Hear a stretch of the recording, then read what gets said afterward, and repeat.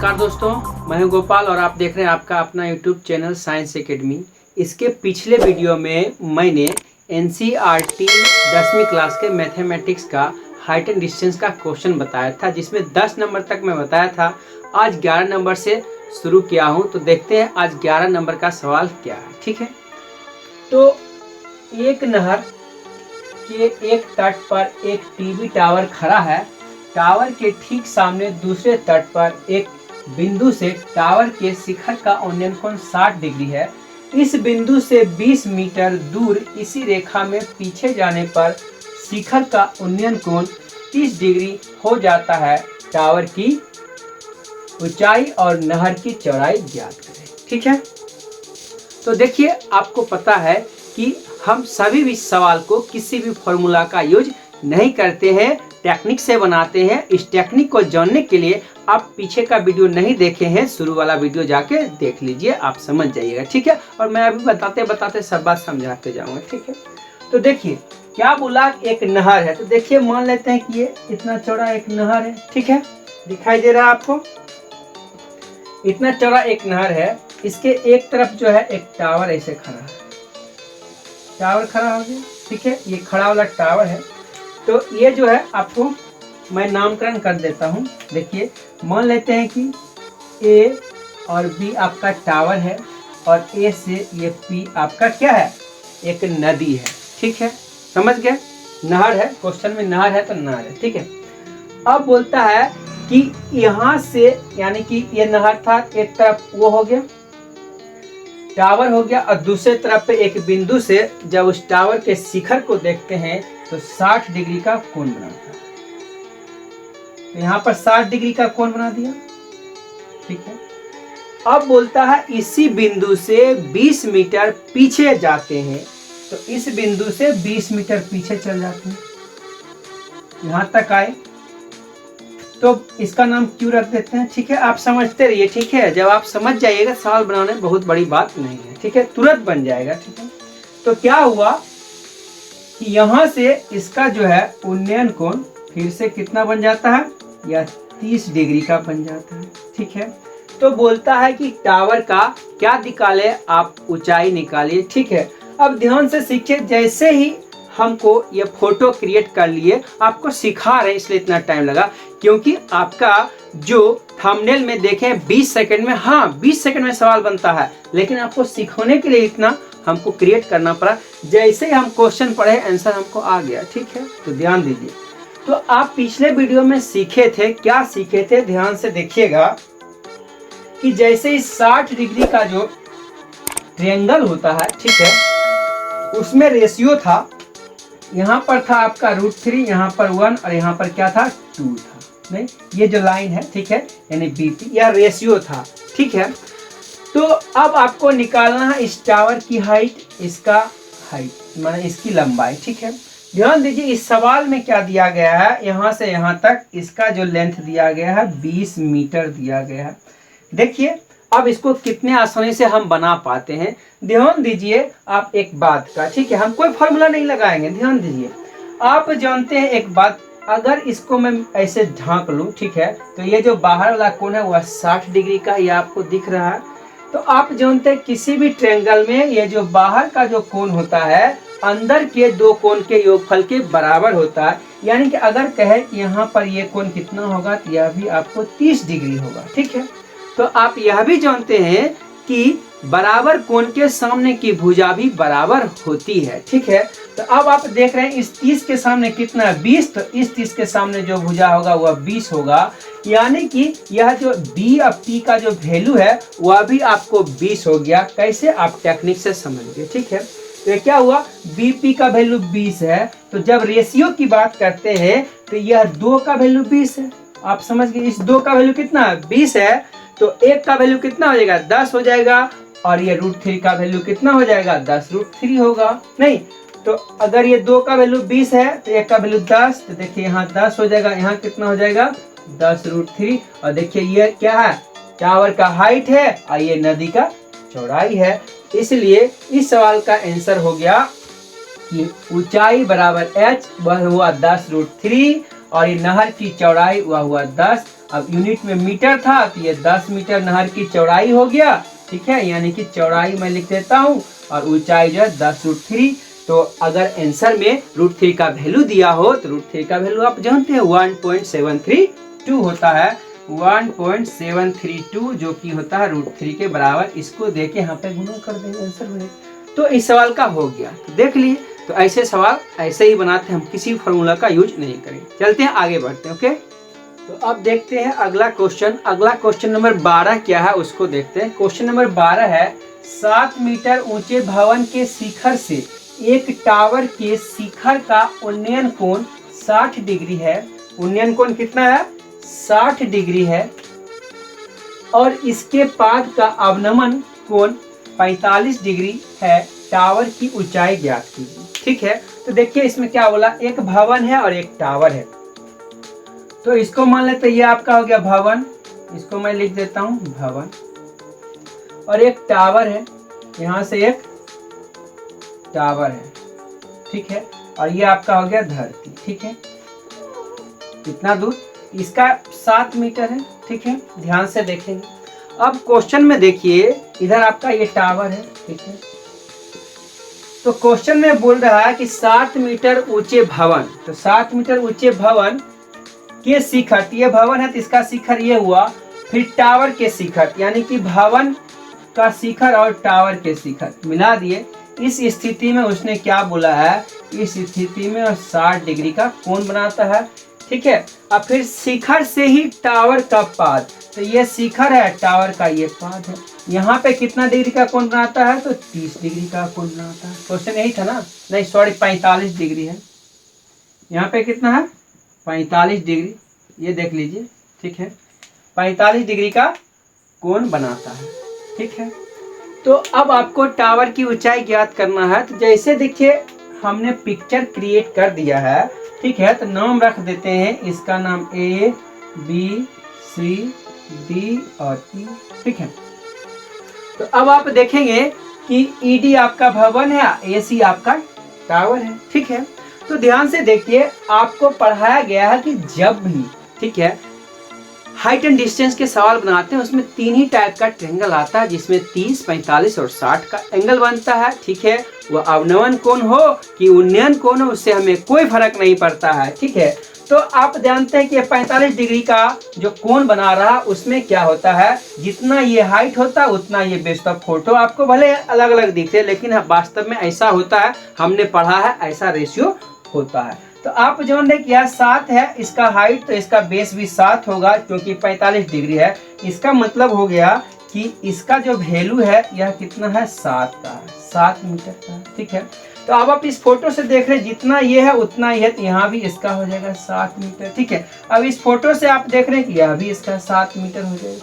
यहाँ तक आप जान गए हैं। ठीक है, अब आप ध्यान से देखिए कि अगला क्या होता है, इस फोटो में देख रहे हैं कि यह 60 डिग्री का एंगल बना रहा है, ये जो है हाइट है, ये इसका बेस है। तो 60 डिग्री के एंगल में यहाँ नीचे में 1 होता है, तो यहाँ √3 होता है, यानी यहाँ 7 है, तो यहाँ कितना होगा, 7√3 होगा। यहाँ पर क्या होगा, यहाँ पर होगा 7√3। ठीक है, अब आपको क्या हो रहा है, ध्यान से देखिए, आपको टावर की हाइट बोला है, तो टावर AC है, इसका मतलब 7√3 और 7 जोड़ेंगे, यही टावर का हाइट होगा। तो इसका आंसर क्या हो गया, 7√3 + 7। इसका जब सॉल्यूशन करेंगे 7 आएगा कॉमन में, तो √3 + 1, यही इस सवाल का आंसर है। ठीक है, तो आप देख रहे हैं इतना काम आप उंगलियों पे फटाफट कर सकते हैं, इसीलिए कहा गया है कि 20 सेकंड में, 20 सेकंड में। ठीक है, यदि आप चैनल पे पहली बार विजिट कर रहे हैं तो प्लीज चैनल को सब्सक्राइब करें, इसी प्रकार के अच्छे अच्छे टेक्निक ट्रिक जानने के लिए और सवाल को कैसे 20 सेकंड में बनाते हैं यह देखने के लिए। आगे बढ़े, अब आगे देखते हैं सवाल नंबर 13 क्या है। सवाल नंबर 13 बोल रहा है कि समुद्र तल से 75 मीटर ऊंची लाइट हाउस के शिखर से देखने पर 2 समुद्री जहाजों के अवनमन कोण क्रमशः 30 डिग्री और 45 डिग्री है। यदि लाइट हाउस के एक ही ओर जहाज एक दूसरे के ठीक पीछे हो तो जहाज के बीच की दूरी ज्ञात करें। ठीक है, तो क्वेश्चन आपने पढ़ लिया। तो देखिए क्या बोला, एक लाइट हाउस, इसका मतलब कि एक किसी ऊपर पर 75 मीटर ऊंचे पर एक लाइट हाउस है, यानी कि समझ लीजिए कि यह जो है यहाँ एक 75 मीटर ऊंचा है, यहाँ पर लाइट हाउस है। ठीक है, यहाँ से देखिए इधर चाहे उधर एक ही ओर बोला है कि समुद्र है। ठीक है, तो मान लेते हैं इधर आपका समुद्र है। ठीक है, तो यहाँ से जब देखता है तो दो जहाज वह देखता है, तो दोनों जहाज मान लेते हैं, यहाँ पर एक जहाज है, यहाँ पर एक जहाज है। ठीक है, समझ लीजिए। तो मैं एक जहाज का सीन क्रिएट कर देता हूँ ताकि आपको समझने में अच्छा हो। ठीक है, देख लिए ये दोनों जहाज है।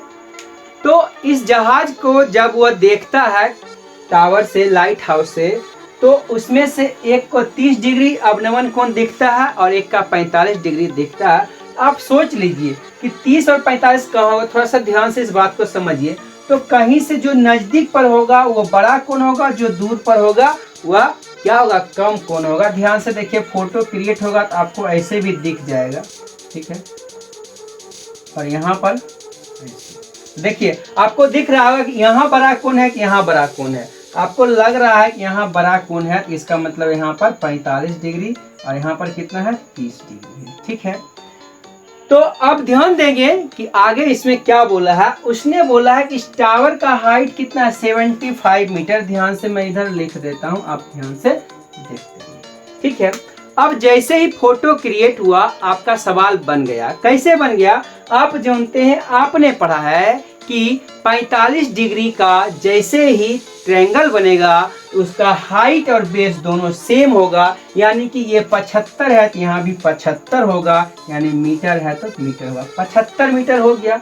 नाम अगर दे देते हैं, ए है, ये बी है, यहाँ पर पी है और यहाँ पर क्यू है, तो आपको मिल गया कि ए पी का जो वैल्यू है वह कितना, 75 है। क्यों, क्योंकि ये 45 डिग्री था। ठीक है, अब आप फिर से ध्यान देंगे, क्या ध्यान देंगे कि आप जब इसको ऐसे ढक लीजिएगा तो आपको 30 डिग्री वाला एंगल दिखेगा। तो 30 डिग्री वाला में क्या होता है, 30 के लिए इधर जो आपका होता है 1 होता है, इधर कितना होता है, √3 होता है। इधर 1 तो इधर √3 होता है।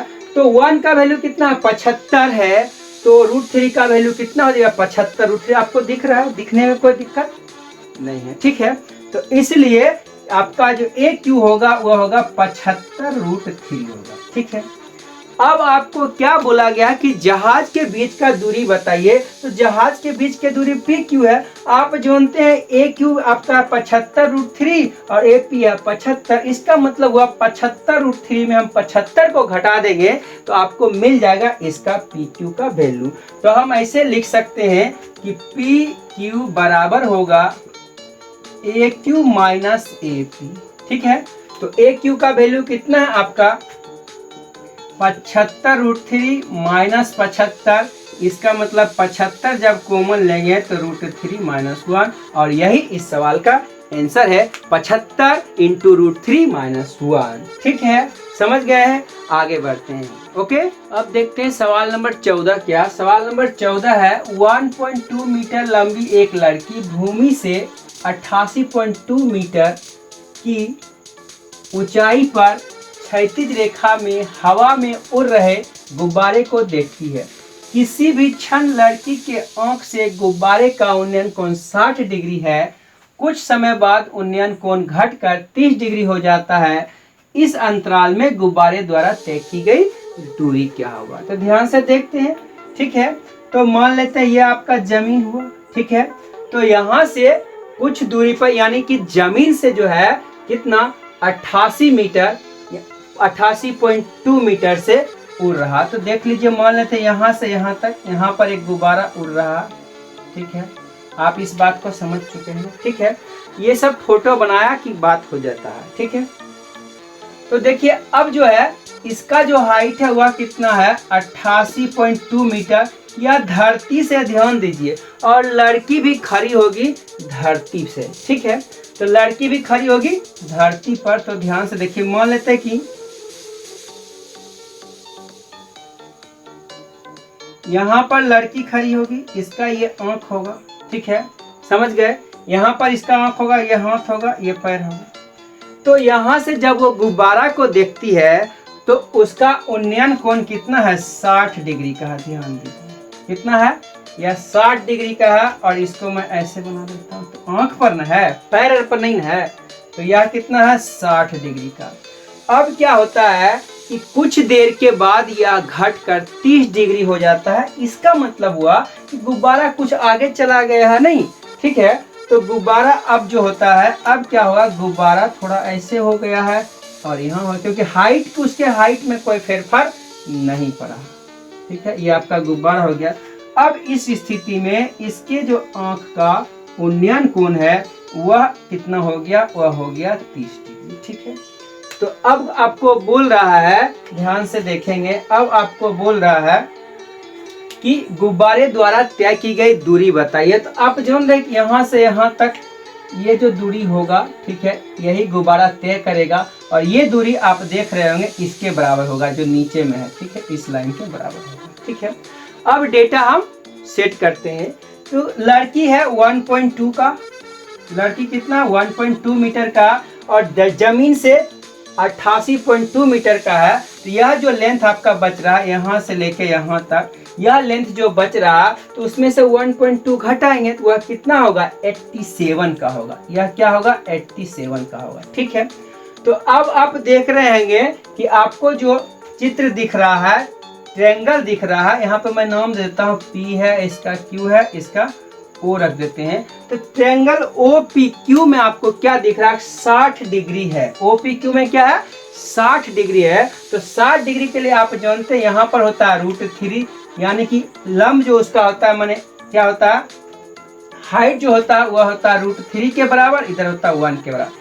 यानी कि √3 के बराबर आपको दिया हुआ 87, तो 1 के बराबर क्या होगा वह निकाल लेंगे।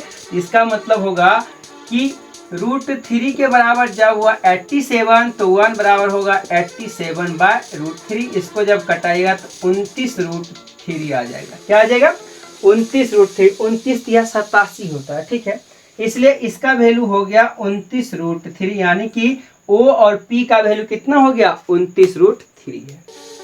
अब आगे क्या है, आगे हम लोग जानते हैं कि यह लेंथ बराबर है, तो यहाँ फिर से होगा 87। अब आपको 30 डिग्री वाला दिख रहा है, 30 डिग्री वाला जब दिखेगा तो आप जानते हैं यहाँ होता 1, और इसके नीचे यानी यहाँ पर मैं कुछ R दे देता हूँ, तो RO, यह जो लेंथ होगा वह कितना होगा, 87√3 होगा। वह कितना होगा, 87√3 होगा, ठीक है।